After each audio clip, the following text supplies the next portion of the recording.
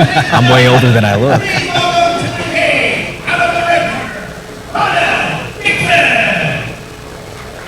Speaking of Southern Colorado, we got Donnell Dixon coming out of Says MMA in Colorado Springs.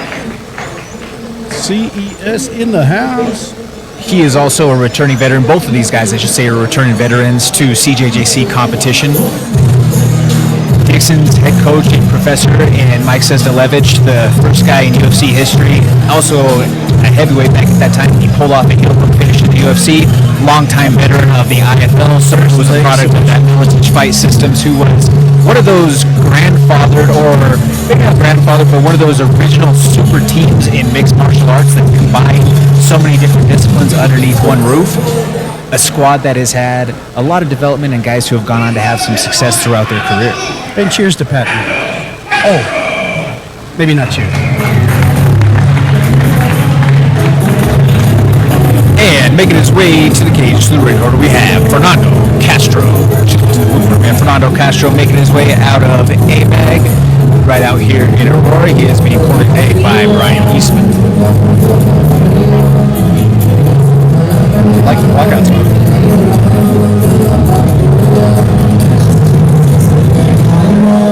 Again, a kid who has competed on our CJJC platform before, goes out there, risks it for the biscuit. I mean, every single time that he has the opportunity, he's willing to take the risk and take chances. That's one thing that I do like about watching Castro in the process is he's not afraid to take a risk. And sometimes it doesn't always work out, but that's the game, right? That is the key to jiu-jitsu in the cage. It's big risk, big reward. If you go out there and put it all on the line, win big or lose big, you're always going to be what's...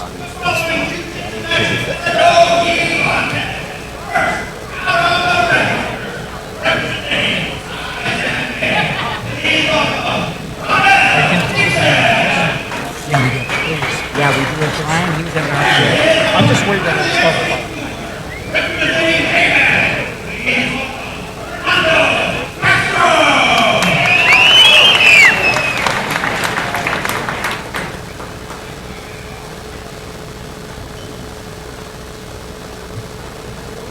All right. Donnell Dixon versus Fernando Castro. We are underway. A slap and a bump in the center of the cage. Castro immediately using the cage to his advantage. The sloop double. Working inside the guard. Sweep by Dixon.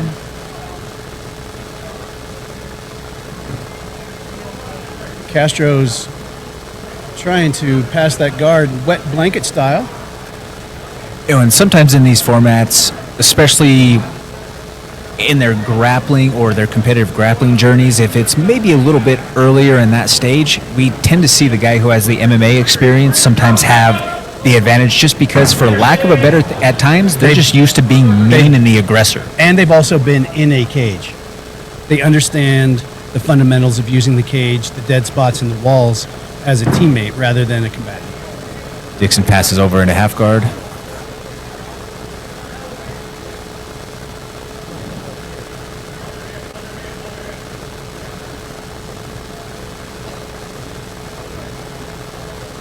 And Dixon is doing a good job from the top, really just, you know, especially with that tight waist grip. He's working like a snake, just inch by inch, moving away, taking every inch he can get back. Exactly. And that's some old school jiu-jitsu working that way, which always works. It's station to station. Passes over into the side control position, looking to funnel the head here.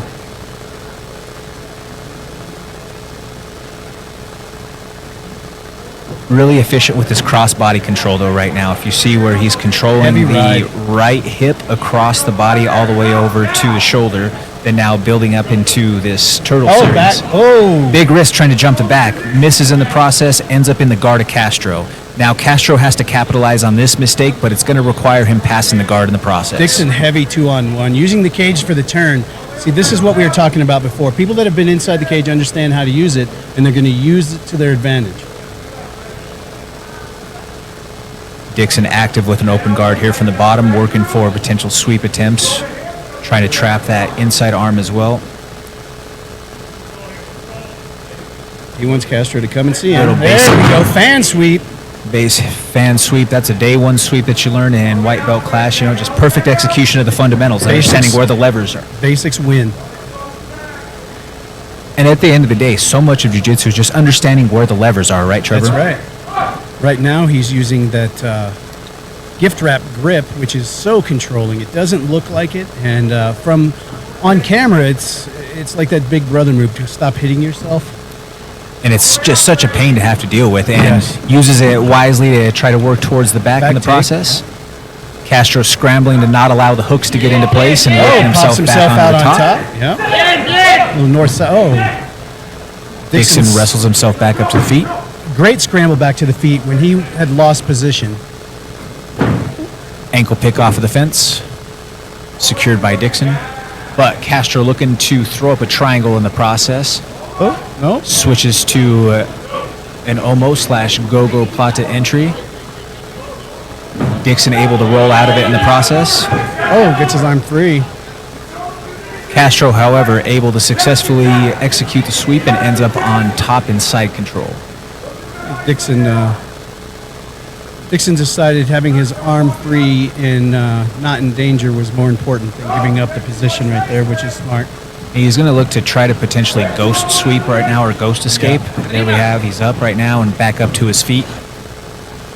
In some of these sequences, Trevor, for lack of a better analogy or reference, Dixon is just kind of big dogging him to get up. Yep. You know, it's technical in the methodology that he's using, but very it's just based out. It's boom, strong. Just I am heavy, stronger than you, and I'm blast, going to move. I'm going to go. Yeah. And it takes nothing away from the fluidity of Castro. He's moving in the transitions very quickly. But when you're dealing with someone with such heavy top pressure like Dixon has, look how far he's based out using the cage to put that shoulder pressure in. I mean, just look at the quads. That's a strong man. I mean, okay. Like that. That's somebody who's changed. That they're holding. He doesn't skip leg day. Does not skip leg day. Oh, there we go. But Castro in on a Kimura entry right now. Decided he Dixon didn't have stiffs it out. Didn't want to burn the arms out and waste the energy.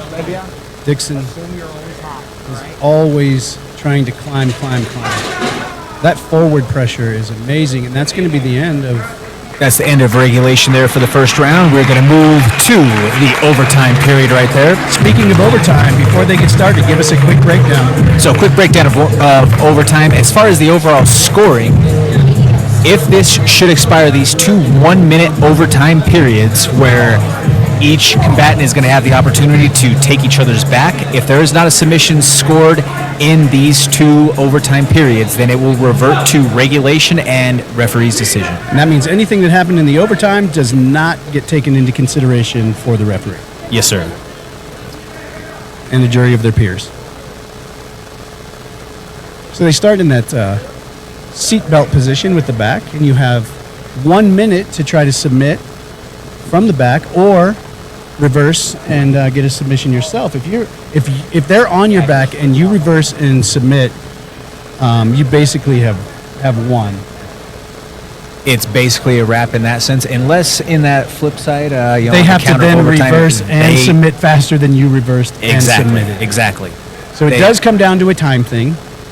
It's for the bros out there, we got the good old rebuttal. Oh.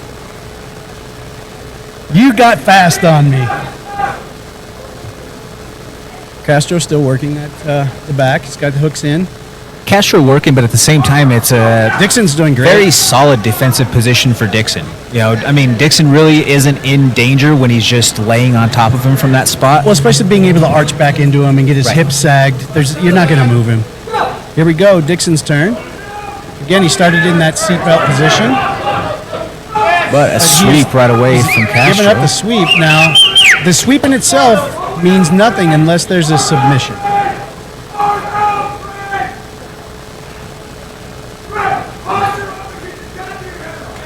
I think he wanted him to get his head up.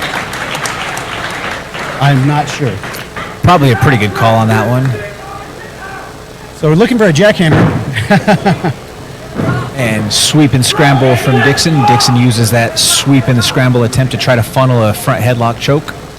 Castro really quick with the hands grab so that Dixon couldn't get both hands around. But If now Dixon he's steps over, topside. he's in a mounted guillotine. He's mounted guillotine topside. I don't know if Castro can tap. His hands might be trapped underneath both of them. Arm in guillotine now. Oh, the nape of his neck is clear. I mean, he could still get it, but you really want to bury the back of his neck in your armpit to get it And done. it's time. Through overtime there, and folks, what do we have for the referee's decision? We will have that there momentarily. Let me know online how you have things so far. You can reach out to me at Comments from the Peanut Gallery on Instagram or Threads. You can also hit the promotion at the CJJC Cage online. And you can reach out to me through your DMs. I figured Trevor isn't going to answer even if I send him something. So, that may be the one shot that you folks have. One shot. Send Jordan a DM. I'll answer the question in a minute. I'm hoping that I'm on that Green Star close contacts list that actually pops up in his messages. I'll work on that. Here's the thing. This is submission-only grappling, which means your only job is to submit. If it goes to a decision after